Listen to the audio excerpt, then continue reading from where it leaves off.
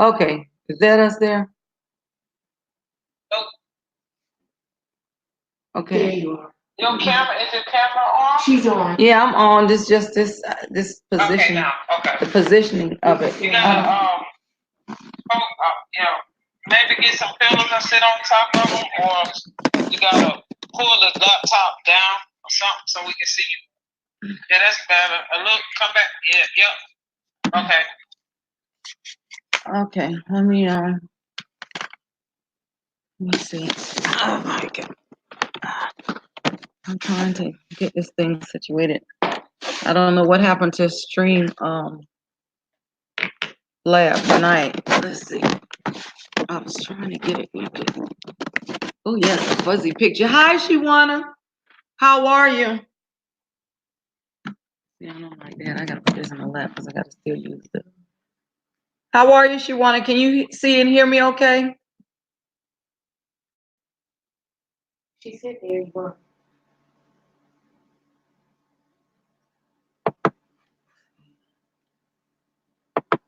That's gonna be the problem right now. Trying to read this from here.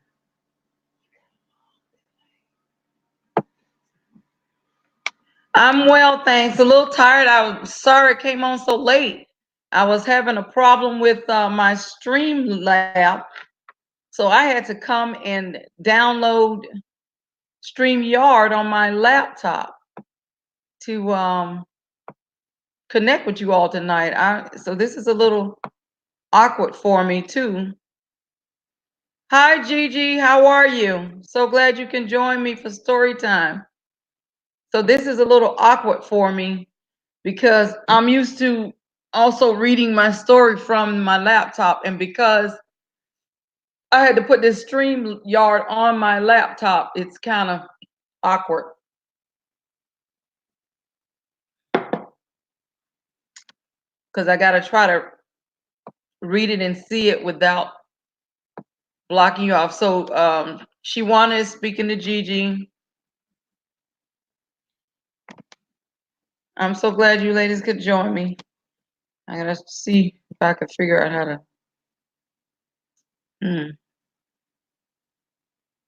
This is not. I can't access all my arrows to get the story moving up. I guess I have to do the push screen. Okay. Well, I'm gonna go ahead, ladies, and get started with our story time tonight. I thought I was gonna probably have to cancel it. The only unfortunate thing is it's difficult to get in and let people know in advance that you're canceling it, because I would have had, the only other option would have been to upload a video, then load the video up and all that, and it's just a lot. It's just a lot. But I'm gonna go ahead and get into our story time. Once upon a time, a girl named Cindy lived with her stepmother, Viola Shumila, and two stepsisters, Aretta and Jackie. This was no five-star family. It's a Shakespeare thing, you know? And those two were an aesthetic mess. Poor Cindy had to work hard all day long so they could rest. It was she who had to rise early each morning, dealing with the mess when it was still dark and cold to start a fire. It was she who cooked the meals. It was she who kept the fire going. The poor girl could not stay clean for all the ashes and cinders by the fire. Oh, they had a slick production going. She was the chef and more.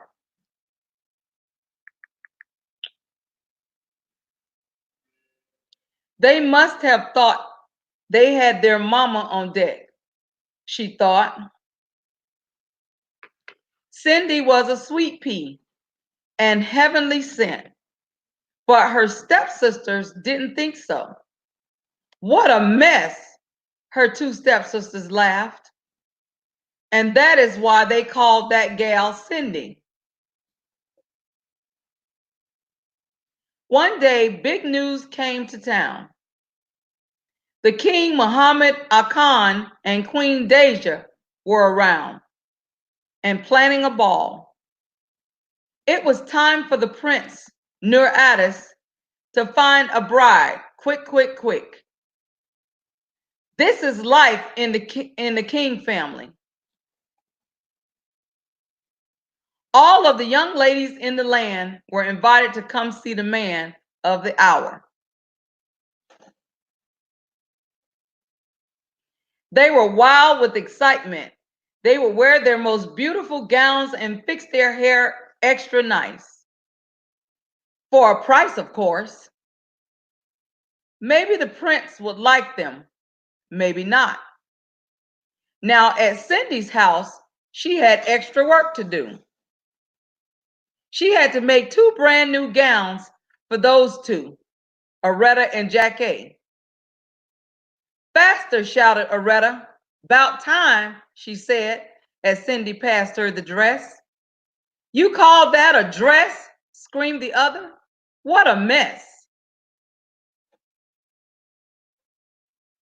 Oh dear, said Cindy. When can I, but the stepmother interrupted. When can you what? Well, said Cindy, I was wondering, when will I have time to make my own dress for the ball?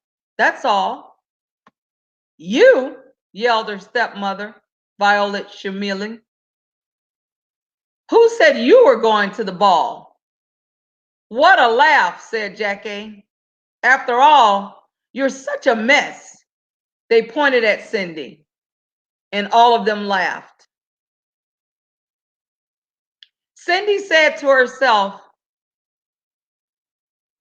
when they look at me, maybe they see a mess. But I am not that way.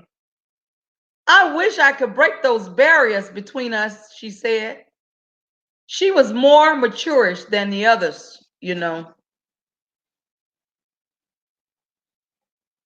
And she exhibited self-love always. If I could, I would go to the ball. Soon the time came for Violet, Aretta, and Jackie to leave for the big party.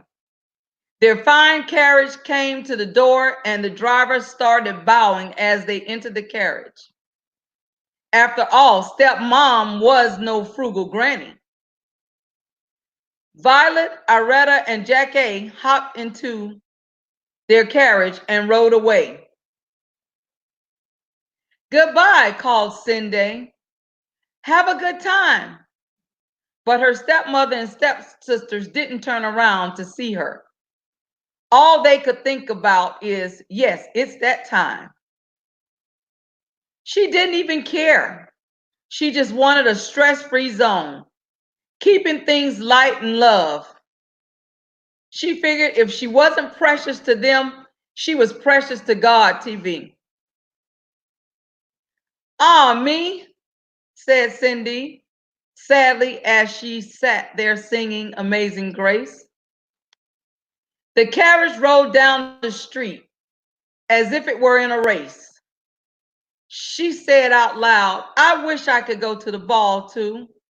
Then poof, all of a sudden, in front of her was a fairy. You called, said the fairy. Did I? Contrary, said Cindy. Who are you? Why, your fairy godmother, of course. I've heard your wish, and swish, here I am to grant it. With surprise in her eyes, she sighed and then said, my wish is impossible. Excuse me? I'm 7-legged fairy, you see. Your fairy godmother. Did I not just show up out of thin air?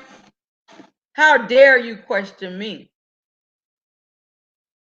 Yes, you did, said Cindy. Then let me be the one to say what is impossible or not. Well, I think you already know that I want to go to the ball. as she looked down at her dirty clothes. But look at me.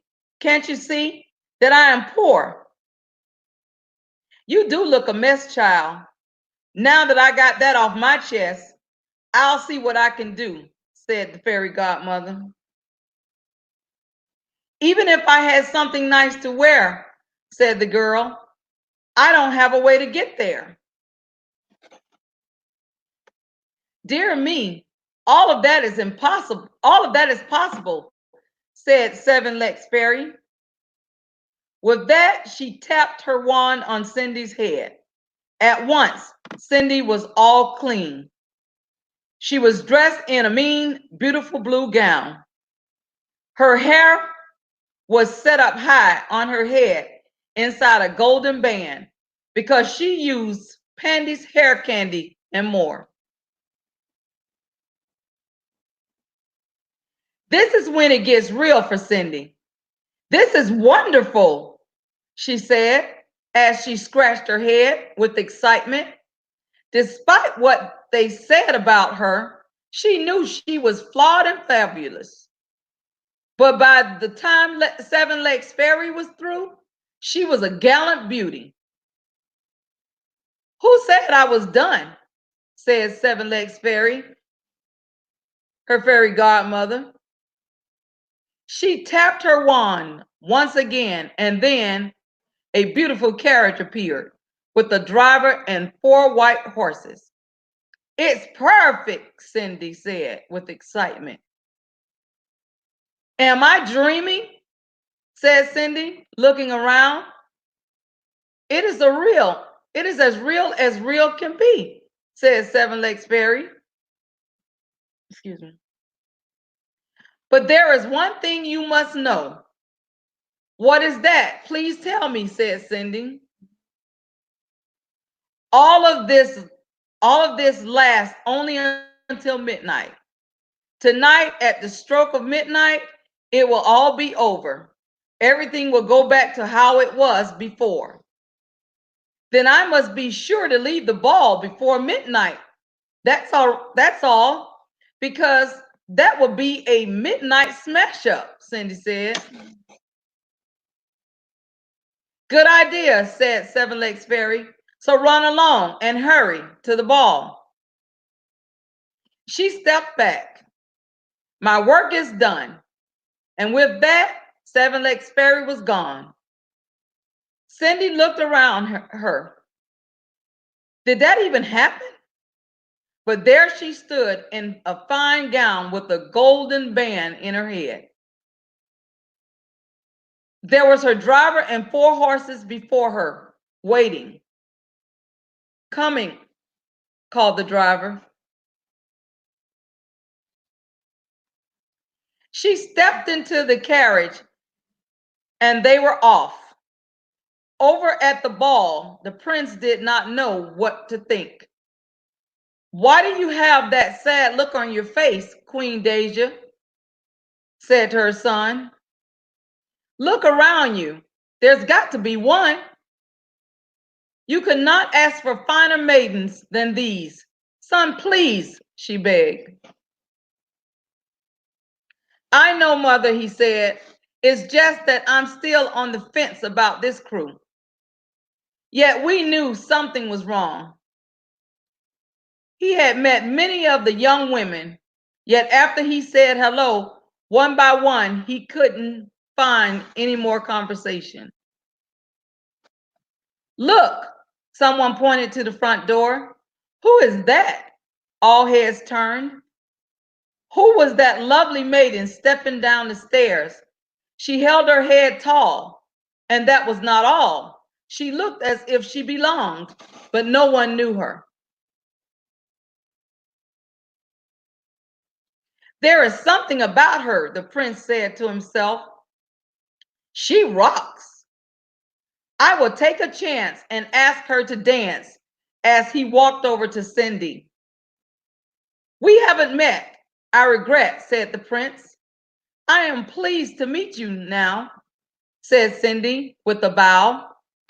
I feel as if I've known you all along, said the prince. But of course, that is impossible.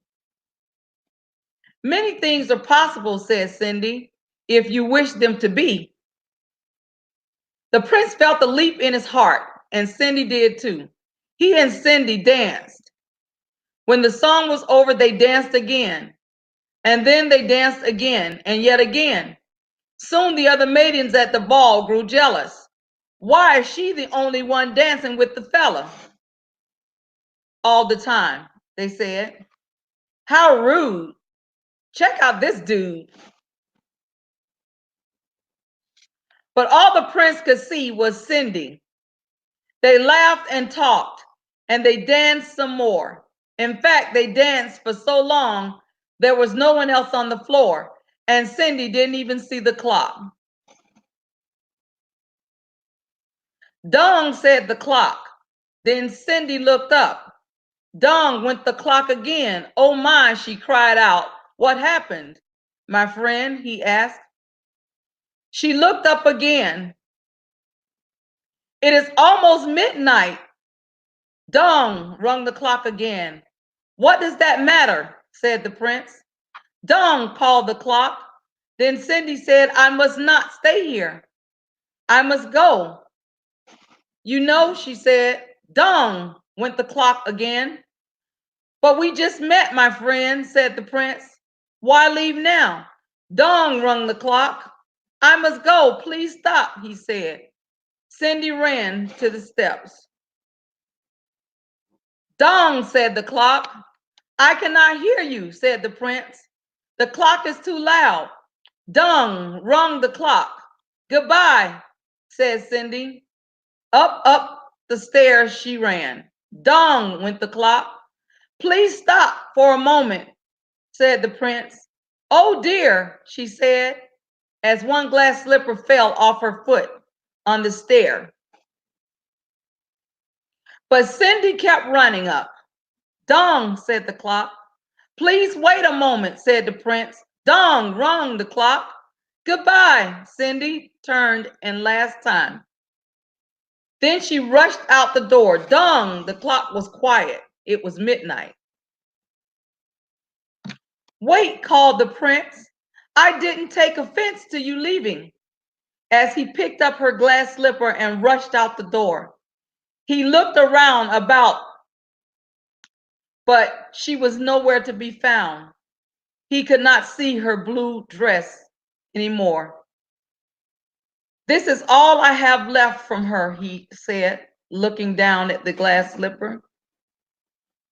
He saw that it was made in a special way to fit a foot like none other. Somewhere there is the other glass slipper, he said. And when I find it, I will find her too. Then I will ask her to be my bride. From hut to hut, from house to house went the prince. One young woman after another tried to fit her foot inside the glass slipper. No one could fit it, so the prince moved on. At last, the prince came to Cindy's house. He is coming, called Aretta as she looked out the window. At the door, screamed Jackie. Quick, yelled Violet. He's right outside our house. One of you must be the one that he's coming for to fit your foot in that shoe. No matter what, the prince knocked and the stepmother flew open the door. Come in, she said. I have two lovely daughters for you to see. The prince thought this can't be, as he watched the first stepsister try to place her foot in the shoe. She tried hard, but it just would not fit. Then the second stepsister tried to fit her foot inside the shoe. She tried and tried with all her might too, but no dice. After there no other young women, are there no other young women in the house? Said the prince. None, said the stepmother. Then I must go, said the prince. Maybe there is one more, said Cindy, stepping into the room. I thought you said there were no other women in here, said the prince. None that matter, my dear prince, said Violet in his in a hiss. Come here, said the prince. Cindy stepped up to him. The prince got down on one knee and tried the glass slippers on her feet. They fit perfectly. I knew it, you see, he cried. You are the one. What? Shouted Aretta. Not her, screamed Jackie. I agree. This cannot be, yelled the stepmother. But it was too late. The prince knew that Cindy was the one. He looked into her eyes. I have found you, he said. And I have found you, she said. And so Cindy and the prince were married, and they lived happily ever after. Hi, Wolfman Gaming. How are you? Hi, Primping Ain't Easy. So glad you all could join me. I hope you were here long enough to, enjoy the story. I didn't see you when you came in. How's everybody doing? Hi, Erica McDuffie. How are you? So glad that you all could join me tonight in my live. I was having problems. I couldn't get on at 10 because my Streamlabs was having some kind of technical issues, and I tried for a while to get in and couldn't get going. So then I had to download StreamYards on my laptop at the spur of the moment, because there really wasn't any way for me to go in and let everybody know that for me to cancel story time other than to record a video and then upload the video. So by the time I would do all of that, it was easier to just download the StreamYard app and stream from there. So I hope everybody's having a good night. Erica, I think you and Primpin, this your first time in, is this your first time in my story time? Erica, I don't think I recall seeing you. Primpin, I think you may have been, I'm not sure. But I'm so glad that you all could join me. And what it is I have a book. I'm a published author. Because you all weren't with me before, I don't think. And this is my book. The title of my book is My Struggle in Broken Pieces. Trying to get it so y'all can see it. This little window. My Struggle in Broken Pieces, A Healing for My Soul. And my book is available at Amazon. And so I'm going to be eventually reading excerpts from my book. But I wanted to start reading these little stories. That's why I called them a prelude. Even though I'm having story time, I call them a prelude to story time, because I'm reading them leading up to my book. And I just want to do that to give people time to purchase the book who may be interested in purchasing the book, so that they can have it when I do start reading from the book, that maybe they could possibly follow along if they'd like. But I'm still going to continue reading from the book. When I do the readings, I'll be reading from the book, and I'll still be doing these little stories using the YouTubers' names. So what I do is I use YouTubers' names. I use you all names in the story as characters. That's my way of doing a shout out, but also I think it's just cute to use the character's name. So your names will appear in the story as either a person, place, or a thing. It won't necessarily, you won't necessarily be in there as a character. It just depends on the flow of the story. And I'm going to share some of the names of the characters with you all that were actually YouTubers. The main character is Cindy, and she spells it C-I-N, and then a space, then capital D and small y. So that is a YouTuber. Jackie is spelled J-C-K, then space K-Y. She's a YouTuber. Aretta is a YouTuber. She spells hers all caps, A-R-E-T-T-A. Violet is a YouTuber, but I said her full name, Violet Shulima. She's a YouTuber. That was the mother of the story, the stepmother.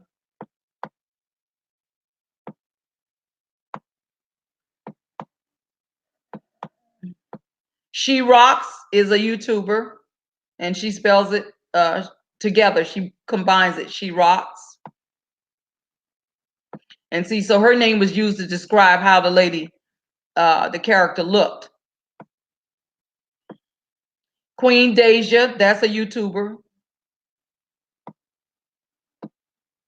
Seven Legs Fairy is a YouTuber, and I've used her in a story before where I had a fairy. I think it was the one that's similar like Pinocchio.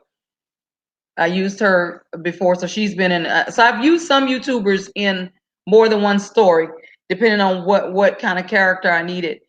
Midnight Smash Up is actually a YouTuber. I think that's a gamer. It's Perfect, and she spells it with the Purrfect. That's a YouTuber. Gallant Beauty is a YouTuber. Flawed and Fabulous is a YouTuber. It Gets Real is a YouTuber, and see, I use that as a statement. That's when it gets real. Let's see. Everybody knows, I think, is familiar with Pandi's sHairCandi&Moore. That's a YouTuber.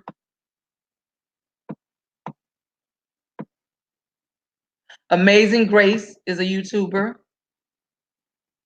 Precious to God TV is a YouTuber. Stress Free Zone is a YouTuber. Light and Love is a YouTuber. Yes, it's that time. And that's actually the YouTuber's name. And I use it as a phrase in the sentence when I said all they could think about is, yes, it's that time. So yes, it's that time is actually a YouTuber's name. Frugal Granny, I think most of you probably heard of Frugal Granny. That's a YouTuber. Self Love Always is a YouTuber. Maturish is a YouTuber.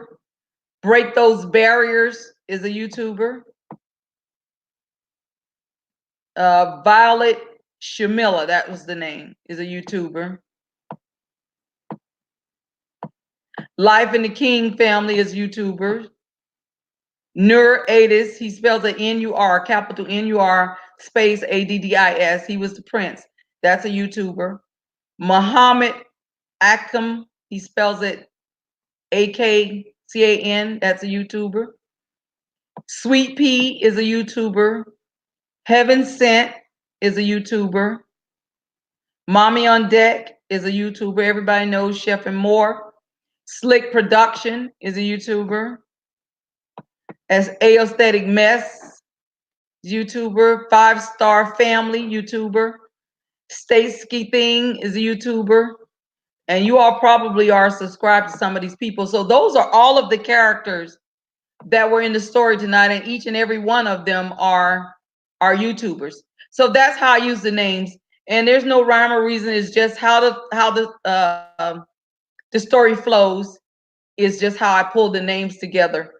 And I just thought that Cindy was perfect since it was like a similar to Cinderella. So that was perfect. And like last night when we had a story, we were talking about the little the story similar to the Princess and the Frog. So we had our featured YouTuber last night was the Creative Creole. She was the main one of the main characters. And so that's how it is. So I just pull them at random. And usually the YouTubers don't know that I'm using their name. You won't know unless you come to story time or someone tell you, hey, I was in story time the other night. They featured you in the story. So I always get excited about story time, but I get especially excited when someone shows up on the night that they're featured in the story. And like I said, you just never know. But I appreciate the fact that you all stopped in. I'm so apologize for starting late because that wasn't my intent. I just, it's just with all this technology, it gets jammed up sometimes. And so I couldn't get started. But I'm so glad to have you. And I hope that you won't make this your last time stopping by story time. Like I said, I don't know how much of the story you all were able to catch because I was reading as you were coming in. But I hope that you made it here enough to catch the story. If not, you can catch whatever you missed, whatever part you missed on replay. But I thank you so much. And I'm not going to prolong the time because I've had a long day and I'm really kind of tired. And I'm going to go ahead and let you all go because I know you all have things to do too. But I appreciate each and every one of you coming. I don't take your time lightly. I appreciate that you thought enough to come by and hang with me for story time. That I had something important enough that you wanted to hear it, and I do thank you for it. Also, Shiwana, I went on my Instagram and I didn't see whatever it is that you sent me. I'm gonna have to go look again. I didn't see what it was. But also I need to check my email too. But anyways, I just want you all to remember, until we meet again, may his peace be with you. And always remember, I have a will to live. Thanks again for coming. Hopefully I'll see you back on Monday. I will not have story time. I forgot to say, I will not have story time on tomorrow. I'm just going to take a day to rest. But our story time will resume at 10 o'clock p.m. on Monday. And hopefully we won't have these broadcasting issues. But thank you all so much for coming. And I will see you on Monday night. Good night.